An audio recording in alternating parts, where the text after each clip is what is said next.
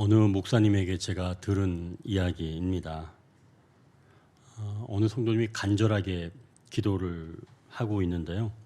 주님 살려주옵소서, 주님 살려주옵소서.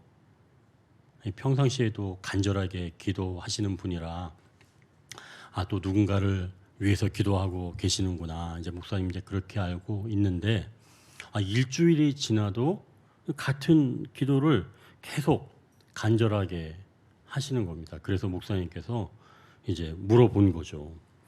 저 권사님 간절하게 기도하시는데 혹시 가정에 무슨 일이 있으신가요? 아니요, 목사님. 이 구은재라는 여자가 있는데요. 하도 안타까워서 제가 기도하고 있어요. 아니, 어디가 안 좋은데요? 남편이 바람을 폈는데 그걸 들키니까 이 남편이 은재를 바다에 빠뜨린 거예요. 그래서 지금은 어떻게 됐는지 알 수가 없어요.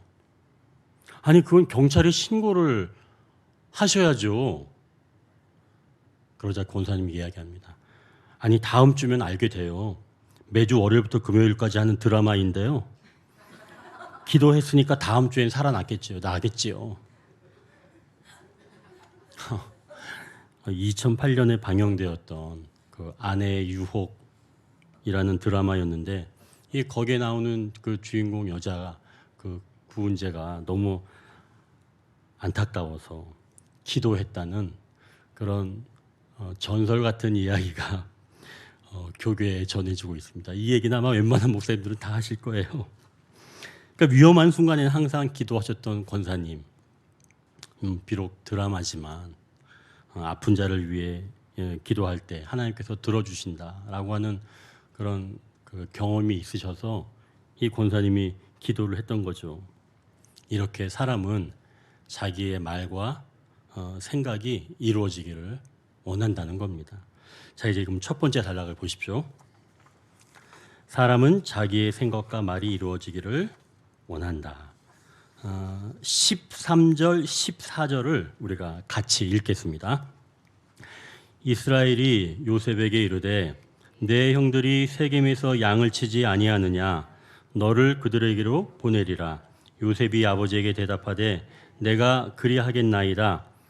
이스라엘이 그에게 이르되 가서 내 형들과 양떼가 다 잘 있는지를 보고 돌아와 내게 말하라 하고 그를 헤브론 골짜기에서 보내니 그가 세겜으로 가니라. 아멘. 지금 야곱이 요셉을 형들에게 보내는 그런 장면입니다.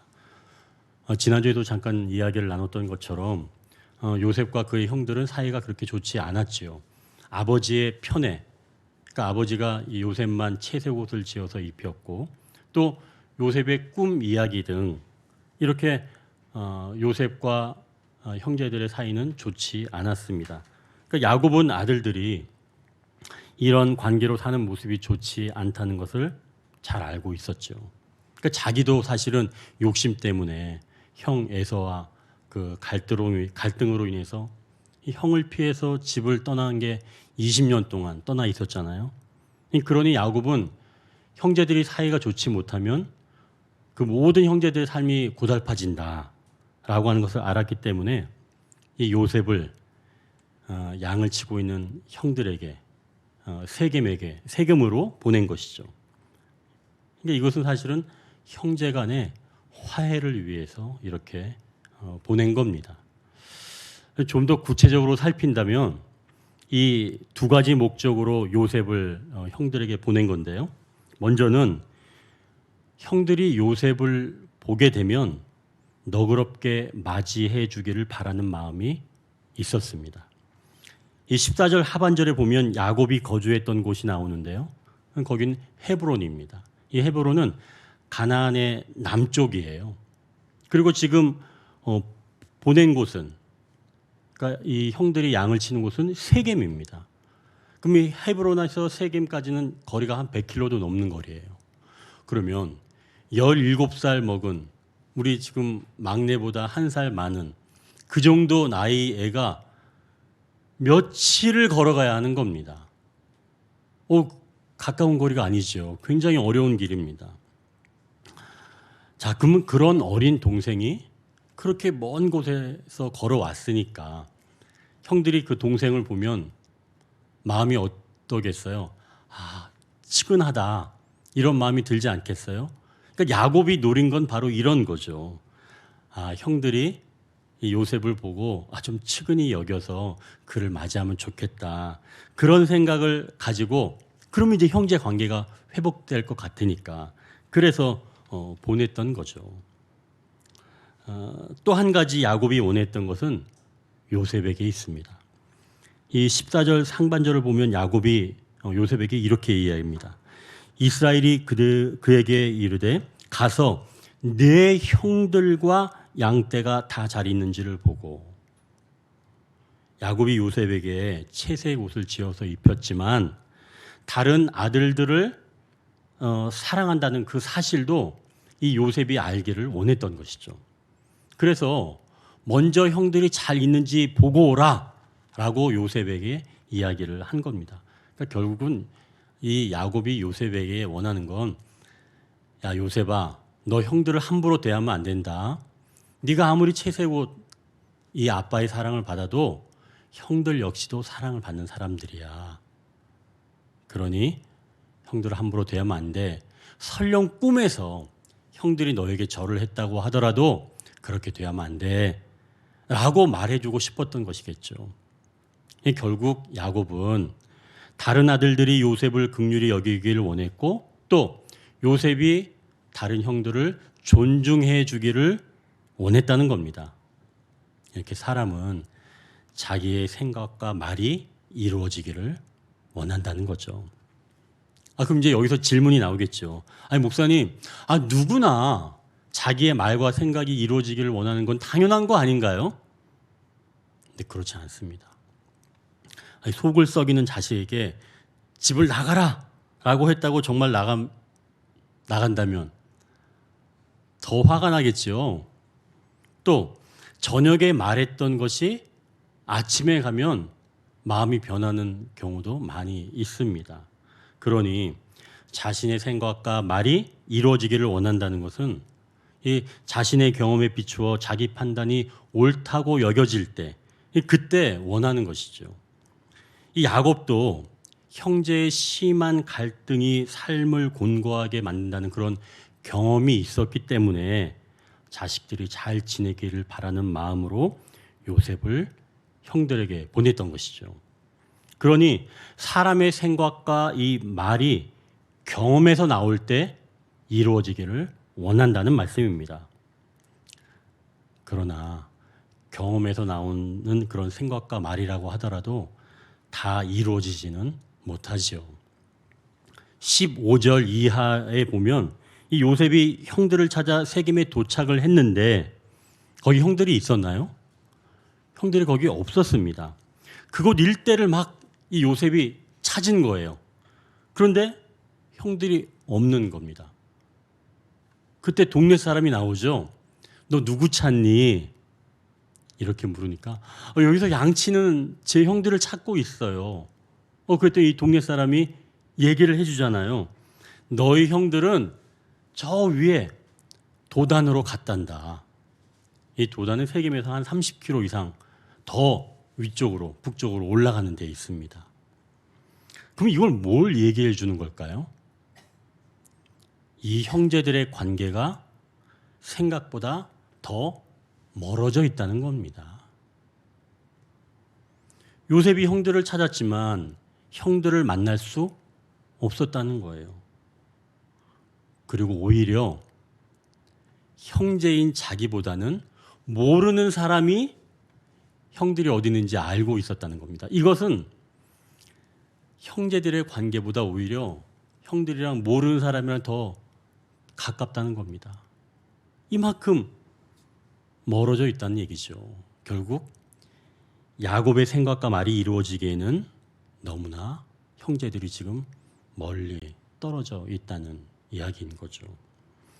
요셉은 형들을 찾으러 세겜에서 도단까지 결국은 더 위로 올라가야 했습니다. 자, 여기서 우리가 이제 알 수 있는 건 자기의 생각과 말이 이루어지길 원해도 쉽게 이루어지지는 않는다는 겁니다. 왜 그런지는 사실은 잠시 뒤에 알게 되는데요. 우리는 내 생각과 말이 이루어지길 원해서 그것에 관심을 두는데 이 문제를 좀 다르게 접근하는 것이 필요한 것이 아닌가, 바로 그 말씀이지요. 즉 결과를 원하는 것보다 출발 지점을 다시 생각해 보는 것 말입니다. 이제 두 번째 단락을 보십시오. 말과 생각과 행동은 그가 어디에 속해 있는지 보여준다. 제가 지난주에 영성의 12단계라고 하는 그 송인설 교수님이 쓰신 책을 읽게 되었습니다. 개인적으로는 저의 은사이기도 한데요. 서울 장신대에서 지금 교편을 잡고 계시는데 그분이 이 책에서 어거스틴이 말하는 두 왕국에 대해서 소개합니다. 어거스틴이 두 왕국을 어떻게 이야기했냐면요. 하나님을 사랑하는 사람이 하나님의 도성을 만들고 자기를 사랑하는 사람이 땅의 도성을 만든다라고 어거스틴이 이야기를 했습니다. 그런데 송인설 교수님은 그것보다는 새 왕국이 더 현실적이다라고 이 책에서 기록을 해 두었습니다. 새 왕국은 이런 왕국이에요. 첫 번째는 하나님 나라, 두 번째는 인간 나라, 세 번째는 마귀의 나라. 여러분, 만약에 간첩이 우리나라에 들어와 있다고 생각해 보십시오. 그 사람은 우리나라에 살고 있지만 자기를 보낸 나라의 통치를 받고 있습니다. 그래서 어디서 무엇을 하느냐가 아니라 누구의 통치를 받고 있느냐, 그게 중요하다는 거죠. 그럼 이 통치는 어떻게 이루어지는가? 바로 말과 생각으로 이루어진다는 겁니다. 하나님 나라 통치는 말씀으로 이루어집니다. 세상을 창조하실 때도 말씀으로 하셨고 지금도 말씀으로 하십니다. 하나님의 말씀은 우리에게 영적인 생각을 불어넣어 줍니다. 그러니까 이런 영적인 생각은 모두를 살리는 것이죠. 반면 인간의 말은 혼의 생각을 일으키는데 그 인간의 말은 유지하는 정도입니다.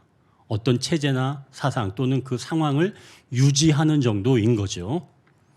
자, 그리고 사탄의 말, 마귀의 말은 육의 생각을 일으키는데 이것은 곧 죽이는 겁니다.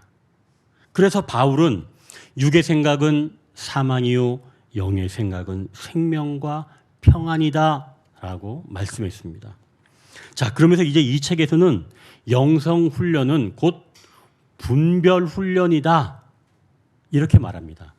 즉 세 가지 말을 잘 분별하고 세 가지 생각을 분별하는 훈련을 해야 한다라고 이 책에서 이야기를 하고 있는 거예요.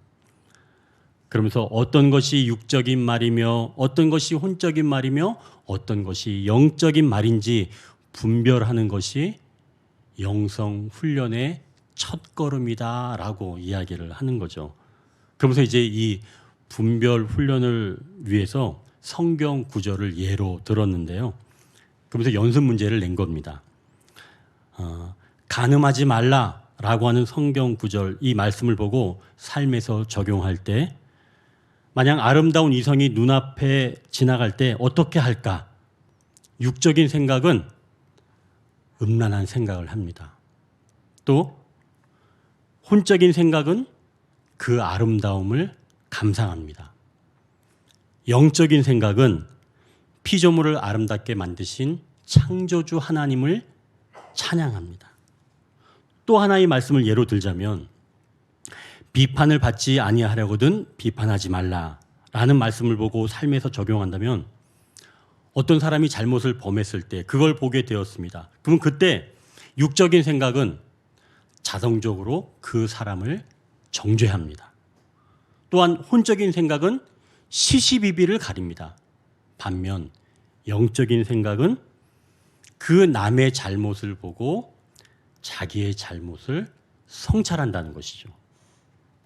자, 그럼 이제 우리도 오늘 본문에 나오는 요셉의 형들의 말을 우리가 보고 이 말이 모두를 살리는 영적인 말인지 아니면 그냥 자기를 유지하는 혼적인 말인지 아니면 누군가를 죽이는 육적인 그런 말인지 우리가 살펴보겠습니다. 이제 18절, 20절까지 이 형들의 말인데요. 우리가 한 절씩 한번 읽어보겠습니다. 18절, 20절까지입니다.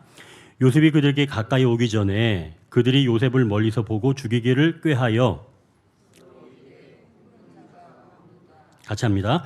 자, 그를 죽여 한 구덩이에 던지고 우리가 말하기를 악한 짐승이 그를 잡아먹었다 하자 그의 꿈이 어떻게 되는지를 우리가 볼 것이니라 하는지라.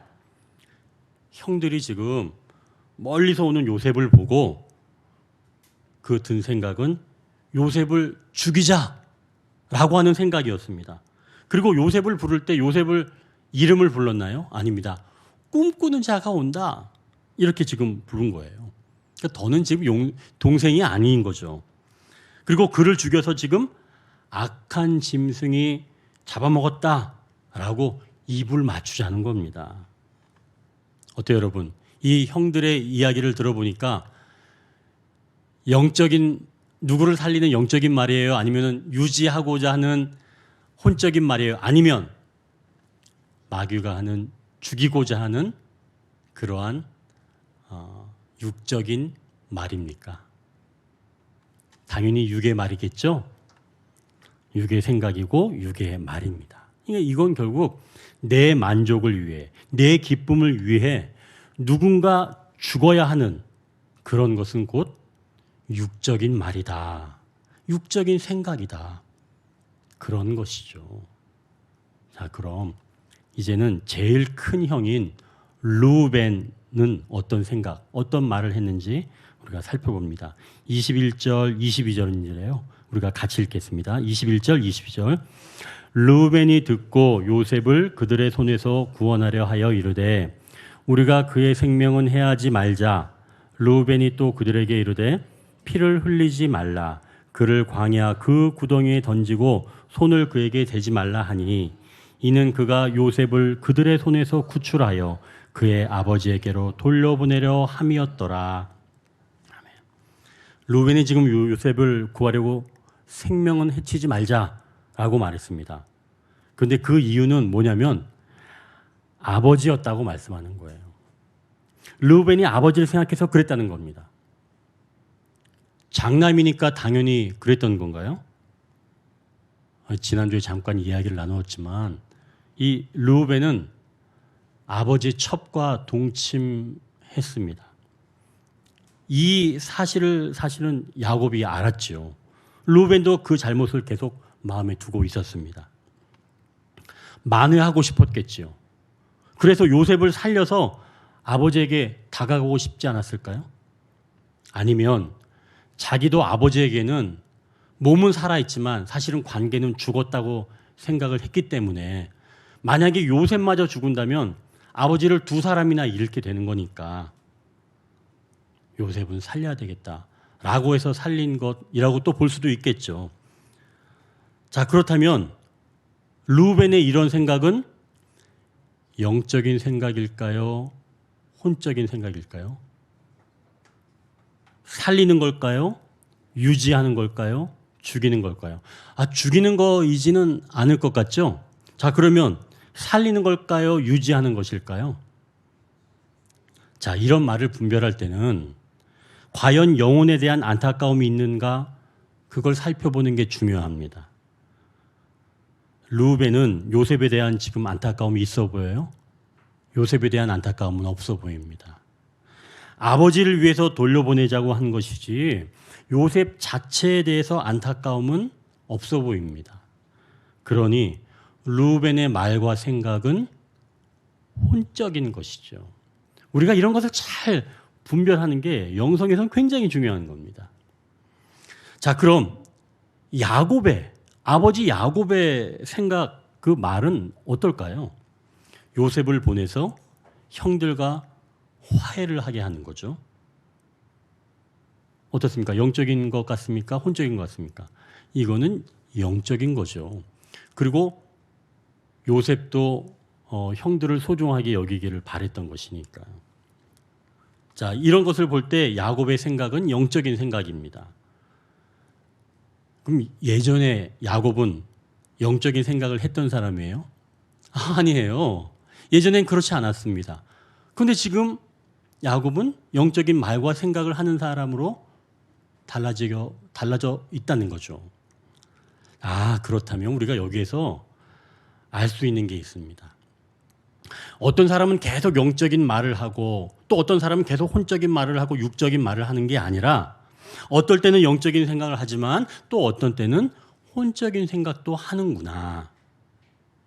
어떨 때는 하나님 나라를 살기도 하지만 어떤 때는 세상 나라를 살기도 하는구나. 그래서 걱정하기도 하고 염려하기도 하는구나 라고 하는 것이죠. 그렇다면 자기의 말과 생각을 분별해서 내가 혼적인 생각을 하고 있거나 육적인 생각을 하고 있을 때 그것을 잘 분별해야 한다는 겁니다. 자, 그러면 내가 혼적인 말을 하거나 육적인 말을 한다면 그때는 어떻게 해야 할까요? 제가 지난 주간에 제 아내에게 사모가 왜 그래요? 이렇게 말한 겁니다. 그래서 아차 싶었는데 아니나 다를까 아내의 표정이 좋지 않았습니다. 저도 그렇게 말하고 굉장히 저도 당황스러워했습니다. 제가 저의 실수를 이렇게 공개적으로 말씀드린 이유는 세 가지입니다. 목사도 실수한다. 혼적인 말, 때로는 육적인 말과 생각이 끊임없이 우리를 붙잡으려 한다는 거죠. 그러니 우리 모두는 정신을 차리고 말과 생각을 조심해야 한다라고 하는 겁니다. 또 한 가지 이유는 제가 이렇게 잘못을 드러내야 저도 더 깨달아서 행복한 삶을 살 수 있기 때문입니다. 실수를 이렇게 했지만 이렇게 실수하게 되면 저도 괴롭지만 아내는 엄청 고통스럽겠죠. 사실 제 인생도 굉장히 고달퍼지죠. 그러니 이 내가 혼적인 생각과 육적인 생각을 했다면 어떻게 해야 되는가? 즉시 회개해야 하는 겁니다. 회개하면 그 영향력에서 벗어날 수가 있는 거죠. 회개만 하면 되나요? 그렇지 않습니다. 상대에게 잘못을 구해야 합니다. 내가 미안합니다. 제가 그렇게 얘기한 것은 잘못입니다. 이렇게 그 부분을 딱 정확하게 이야기를 해줘야 되는 거예요. 자, 그러니 우리는 영의 생각과 그 영의 말을 하도록 끊임없이 영의 인도함을 사모해야 한다는 것이죠. 그래서 나의 생각과 이 말을 항상 우리는 분별해야 합니다. 만약 이것을 놓치게 된다면 우리는 곧 육의 말을 하며 육의 생각으로 채워갈 수밖에 없다는 거죠. 또 한 가지 이유는 바로 말의 권세가 있다는 것을 말씀드리기 위해서입니다. 제가 아내에게 그 한마디 말을 했는데 아내의 마음이 아픈 겁니다. 그럼 그 말은 곧 그 말에 영향력이 있다는 거죠. 물론 안 좋은 영향력이죠. 그러니까 말에는 능력이 있다는 겁니다. 사람의 마음을 아프게 하는 것에만 영향력이 있는 것이 아니라 말은 사람을 살리는 영향력도 있다는 거죠. 결국 내가 어떤 말을 하는가에 따라 달라지게 된다는 겁니다. 영적인 말은 살아나는 겁니다. 혼적인 말은 유지되는 거고요. 육적인 말은 죽어가는 겁니다. 하나님도 이 세상을 말씀으로 창조하셨다는 것은 곧 말에 권세가 있다는 것이죠. 그리고 하나님은 우리 인간에게도 말과 생각을 주셨던 겁니다.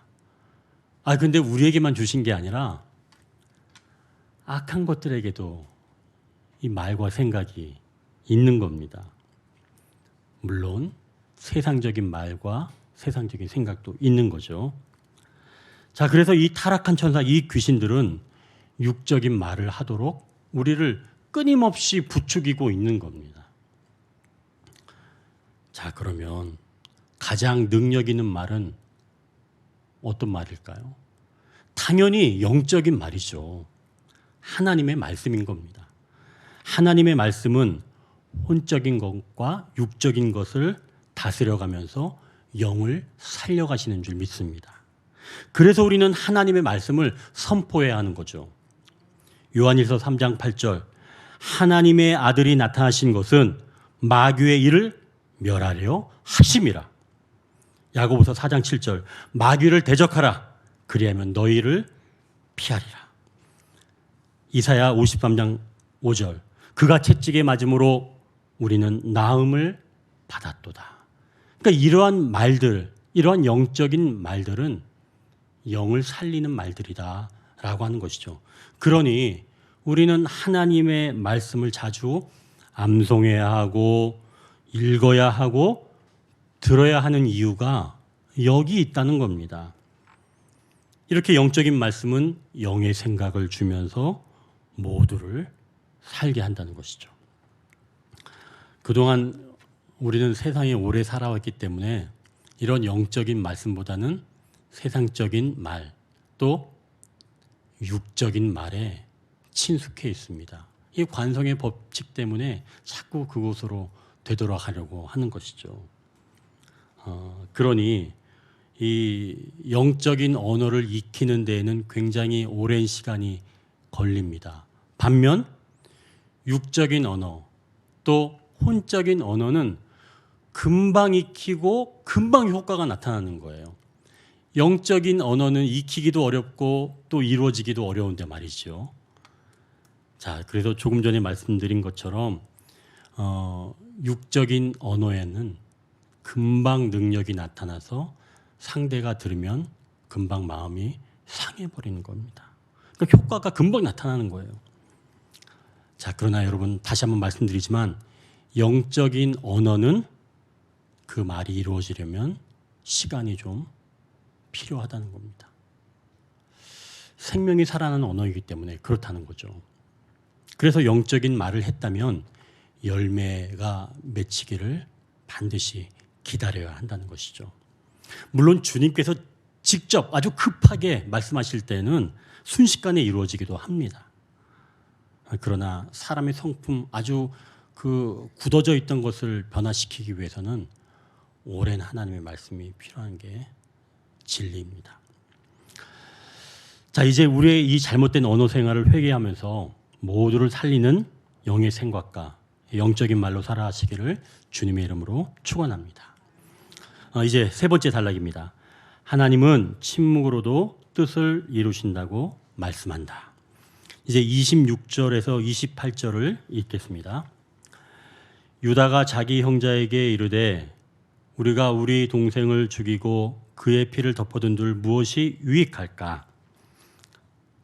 같이 읽습니다. 자, 그를 이스마엘 사람들에게 팔고 그에게 우리 손을 대지 말자. 그는 우리의 동생이요 우리의 혈육이니라 하며 그의 형제들이 청종하였더라. 그때 미디안 사람 상인들이 지나가고 있는지라 형들이 요셉을 구덩이에서 끌어올리고 은 20에 그를 이스마엘 사람들에게 팔매 그 상인들이 요셉을 데리고 애굽으로 갔더라. 여기서 지금 유다의 말과 생각이 이루어진 겁니다. 우리가 이것을 좀 배우고 싶죠? 유다가 한 말은 동생을 죽여봐야 무엇이 유익한가?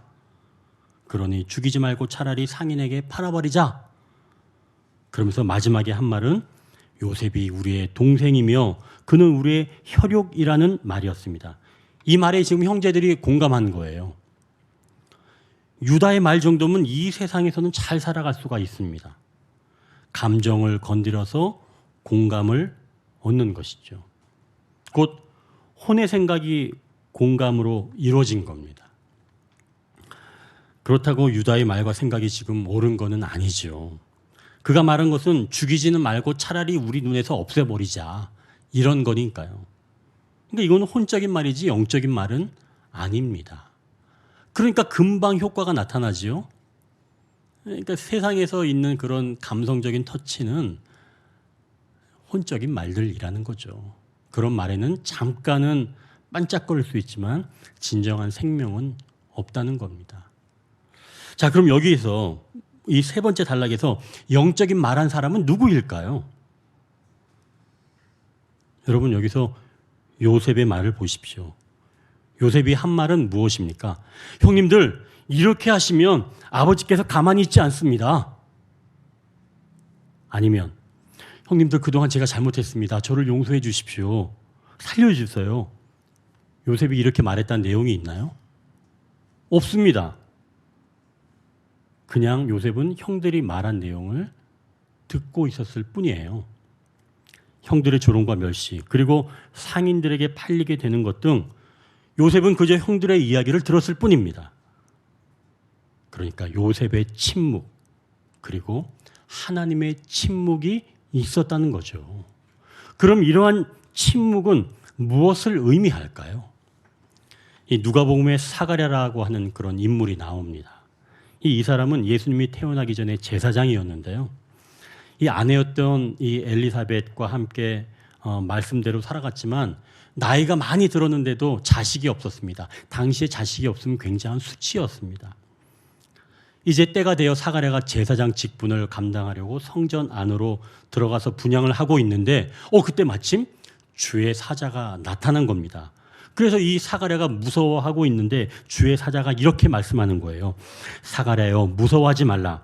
너의 간구함이 들린지라. 내 아내 엘리사벳이 내게 아들을 낳아 주리니 그 이름을 요한이라 하라. 그가 이스라엘 자손을 주 곧 그들의 하나님께서 많이 돌아오게 하겠습니다. 라고 이 주의 사자가 이야기합니다.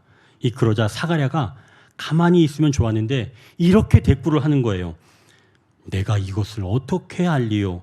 내가 늙고 아내도 나이가 많으니이다. 이 사가랴가 이렇게 부정적인 말을 하자 천사가 이런 조치를 내립니다.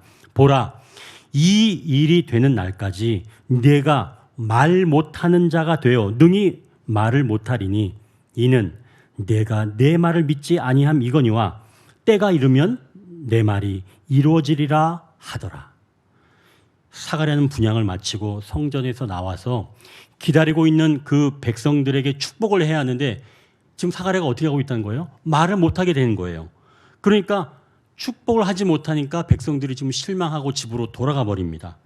그러나 이러한 침묵의 시간은 사가랴와 그의 아내가 그동안 자식이 없어서 부끄러운 시간을 살아왔는데 하나님께서는 그 시간을 보상해 주시기 위한 바로 그러한 침묵의 시간이 된다는 것이죠.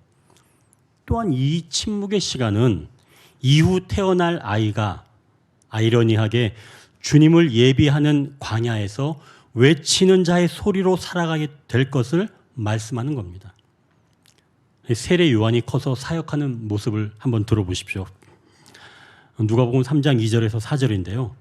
안나스와 가야바가 대제사장으로 있을 때 하나님의 말씀이 빈들에서 사가랴의 아들 요한에게 임한지라.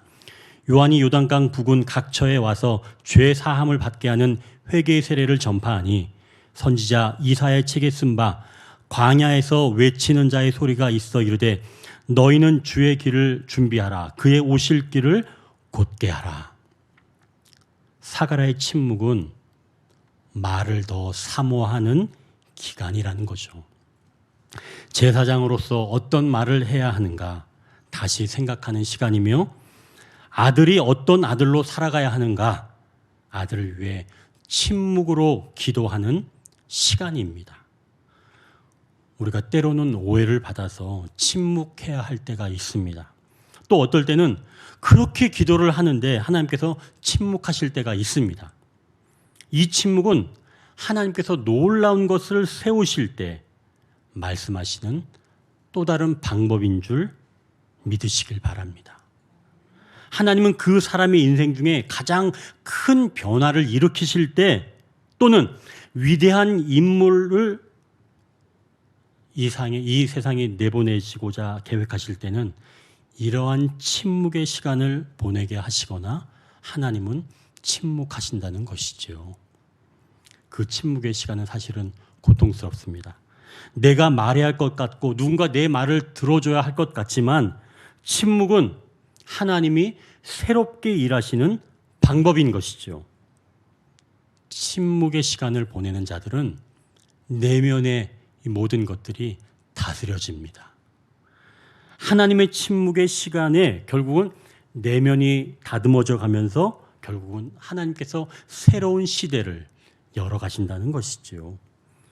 요셉에게 있던 이 침묵도 형들에게는 버림받고 채색 옷이 벗겨지는, 그리고 노예로 팔려지는 그러한 때를 맞이하게 되지만, 하나님의 이 침묵은 결국은 강력한 말씀이 되어서 그를 애굽의 총리로 세우고 결국엔 민족을 만드는 일을 감당하도록 요셉을 인도해 가신다는 것이죠. 결국 침묵은 하나님께서 우리의 내면에 말씀하시는 언어요, 우리를 새롭게 빚어가시는 하나님의 강력한 말씀이라는 것입니다. 그로 인하여 마침내 귀한 그릇으로 쓰임 받게 되는 줄 믿으시길 바랍니다. 하나님은 침묵으로도 뜻을 이루신다고 말씀합니다. 이제 말씀을 정리합니다. 사람은 자기의 생각과 말이 이루어지기를 원합니다. 하지만 우리가 먼저 생각해야 할 것은 내 생각과 말이 어디에 속해 있는지 분별하는 것이 우선입니다. 하나님 나라의 생각과 말이 아니라면, 즉 영적인 생각과 말이 아니라면 즉시 회개하고 잘못을 구해야 합니다. 그리고 영적인 언어, 말씀을 사모하며 선포해야 합니다. 살리는 영적인 언어 중에도 침묵은 하나님께서 더 놀랍게 사용하시는 언어입니다. 하나님은 침묵으로도 뜻을 이루신다고 말씀합니다. 기도하겠습니다.